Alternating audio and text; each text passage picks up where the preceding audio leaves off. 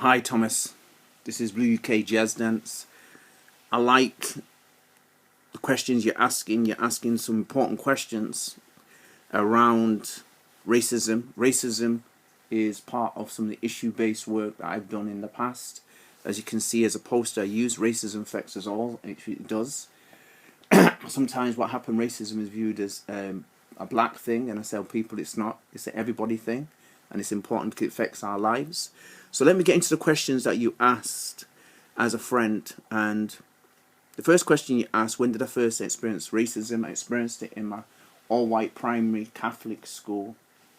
I was nearly killed there through violent racist attack, bullying I had for over 2 years. My head was put down the toilet with feces and urine, and people urinated on me and did feces on me, right? Okay. Then what they used to do is push my head in it and then flush the water over my head, so I choked. That happened for 2 years without anybody knowing, my friend. As an individual, I was left for dead. I passed out. Teachers in my school, some of them were nuns and priests, all aware this was happening. They never did anything. So I experienced racism from pupils, their actions. I was a special education needs black child as an individual, so I faced racism in that way. Also, my parents had me out of wedlock. You have to understand what it's like to be in an all-white primary school. I was viewed as immoral. I was called a bastard, black bastard, in my school, as well as other names. But black bastard meaning child born out of wedlock. You have to understand, I was born in the 60s. In the past, if children were born out of wedlock, do you know that they have the child taken into care? So you have to understand, on a number of scales, I faced racism in my primary school and on a present day when special education needs child, impoverished child, racism was attached to all these elements, do you understand, as an individual. So that's when I first experienced it. When was your last experience of racism? Well, let's talk about it straight up. COVID is not COVID, one of my experiences of racism right now. I've not we've been blamed as one of the cultural groups that has this, the whole thing about mask and who's not wearing the mask. What's happening now? You know, some of the nonsense. People are coming to me and saying, look, you people, pardon? You people, you should be wearing the mask. Amazing situation. So that's one of the things happening. Secondly, about black door policy. Black door policy here been all my life, my brother, as an individual. I experienced racism from a DJ, promoter, photographer, tried to rip me off as an individual, talked to me in a racist manner, treated me in a racist manner as an individual. So experience. And the last one I put down here, which is valid as an individual, is Black Lives Matters, the incident of talking it on the web. Amazing situation that's happening for me as an individual. A person came to me, I put Black Lives Matters, person outside our race, as an individual who knows better, travel with black people, etc. I wrote Black Lives Matters. In my box came on Instagram, all lives matters, exclamation mark. My response to that was, I contacted that person saying, before I answer that comment, exclamation mark, what did you mean by it? I want to make sure that, you know, I might be ignorant. It might be me as an individual. That individual got back to me and said, gave me an email address, wanting a conversation on it. They said, let's have a conversation. I said, it's all right. I didn't get back to them because I got the collar. Because that person's outside my race. If you don't know black issues, who said all lives didn't matter? Of course all lives matters.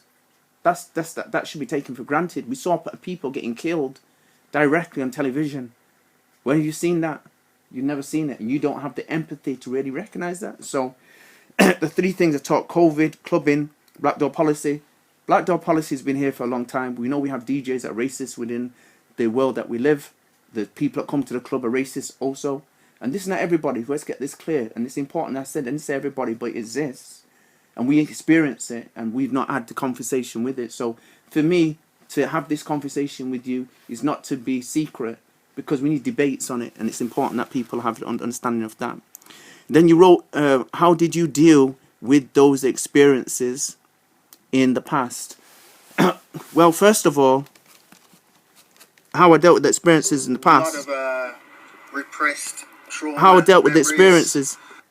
How I dealt with the experiences in the past, my brother. I had counselling. From 8 years old to 26 because the primary school incident. I had rehabilitation counselling from a black counsellor who was my academic coach.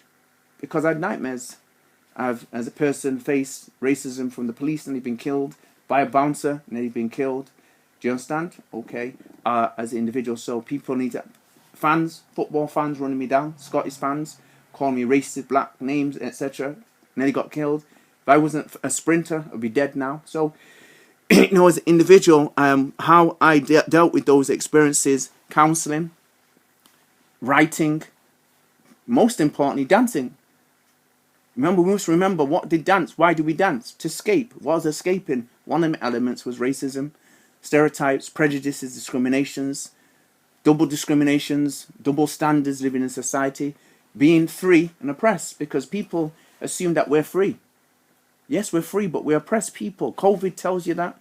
Black Door policy tells you that, as we hear, and me having the Black Lives Matters tells you that. There's further things. Me as an individual, how I dealt with it as an individual, I came a person who delivered courses on anti-racism. I deal with diversity work as an individual.